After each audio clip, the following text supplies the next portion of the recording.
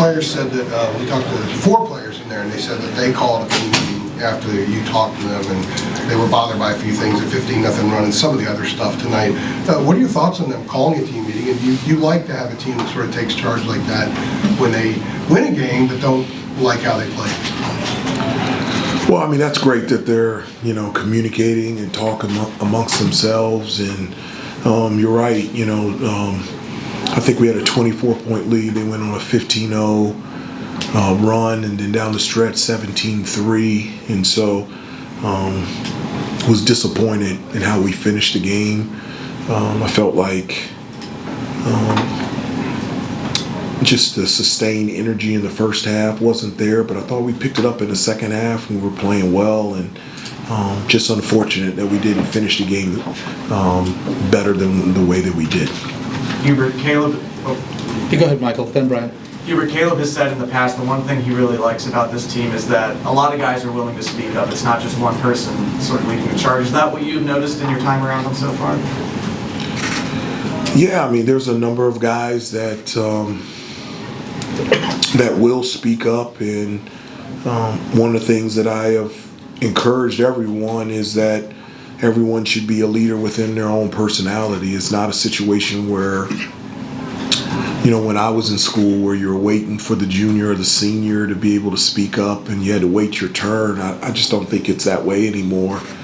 Whether you're a freshman, walk-on, senior, starter, off the bench, I think the more voices that you hear, the better your team is. So, I like the talking in the locker room, but I like also talking on the court as well.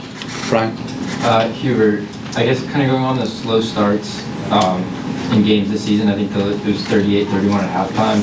Yeah. What have you been seeing in terms of kind of maybe the team starting out slow in the first half and then maybe ramping up the play in the second half? Well, I mean, I don't necessarily think we started off slow in the first half. Navy, they're methodical in their approach in regards to, switching up defenses, man, zone. When they're in zone, you throw the ball in the middle, they match up man, they pick up full court, 3/4 court, just a number.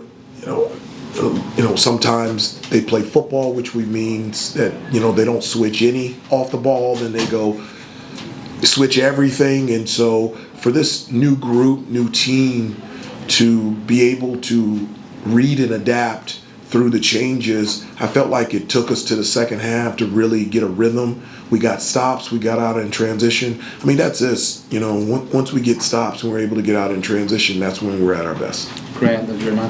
Hey, Coach, Navy represents more than basketball. They're a service academy. A lot of those guys, once they're done playing, they'll be going on to serve in the military for 4 or 5 years. What does that mean for your program to compete against a team that has that mission, and what can you learn from that?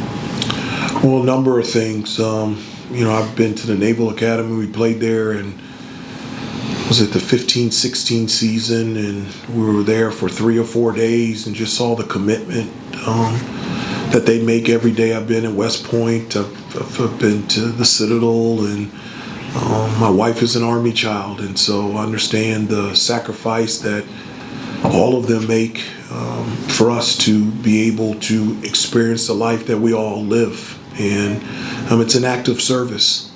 And it's an act of service not just for themselves, but it's bigger than themselves. And so that's a message that I've preached to our guys, is that playing here at North Carolina is an act of service. It's not just about you. It's about the we. It's about our team. It's about our program, this university and community. And I always believe that you're at your best when you go outside of yourself and you're playing for more than just yourself. Jeremiah, then Andrew.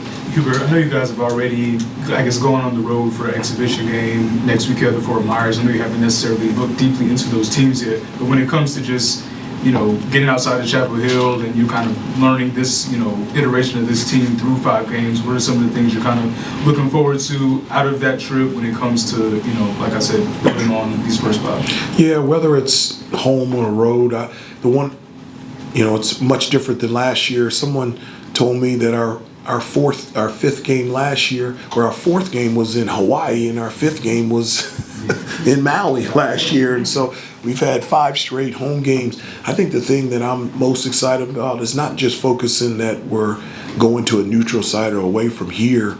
I'm excited that we get to practice on us. I felt like over the last 2 to 3 weeks, we've been practicing, but we've been preparing. Having games on Friday and Tuesday, I feel like there have been preparation practices as opposed to just focusing on us. And so not playing until next week, we've got a full week where we can work on us, and that's the thing that I'm most excited about. Andrew, then Noah. How much of it is, of the next week, is ironing out some things, maybe fixing some things, and how much of it is adding Both. some stuff that you guys haven't really added? All of it. It's ironing stuff out, fixing stuff, adding stuff. We just started the season 3 weeks ago, and so obviously it's not a finished product, but it's something that's worked on every day. And so now we have an opportunity for a little bit this week to really prepare and change and tweak and pivot some things on us that, as I said before, I'm really excited about. Noah, then Rod. It feels like when Caleb dunks the ball, it just gives a different type of energy maybe than It someone does. else does. Why do you think that is? I don't know, but it's his game ignites us. It ignites the crowd. It gets us going. It's not a verbal rah-rah, but his game just does that. And in the second half, the plays that he made just instinctively just brought everything up, and that's the type of person, the presence that he brings, but it definitely comes from his game. Rod, then last two, RL and Shelby. Hubert, how do you get those guys to kind of maintain that killer instinct when you're up 24 and play to that standard rather than the scoreboard? Yeah, continue to talk to them about it, show them on tape. You have to show kids. You just can't tell them. They got to see it. And that's a part of our growth, to get to that level, but to be able to sustain it. And that's something that we've got to grow, and we've got to do it quickly. Earl? You had some good play from your bench in earlier games, but tonight didn't seem as smooth when a lot of reserves were in there. What did you see from your bench tonight? Yeah, I played 11 guys, and so a number of guys had an opportunity, a chance to come in and make impact out there on the floor. I felt like each one of them did something, whether it was on offensively or defensively, that made a positive impact to help us pull away and help us win. It doesn't work without our bench. We need a number of guys consistently playing at a high level, and I feel like we have a bench that can do that. Last one, Shelby. Yeah, just talking with Henry after the game, he said that he felt like on... Who is this? Henry, sorry. Okay, sorry, I'm sorry. No, you're good, Sorry. you're good. I need to project a bit more, but just felt like messed up on some of the switches, maybe late on some things. Obviously, it's right after the game, but just wanted to see if you had any sort of I agree with them. explanation on that, and I how do agree. you see that pop up? I agree with them. The communication out there on the floor has to get better. The listening and being able to apply the communication has to be better. And those are things that, one of the many things that I think we need to work on this week. And just being better at communicating and being able to execute off that communication. And there were a number of times that we did not do that tonight. Thank you, everybody.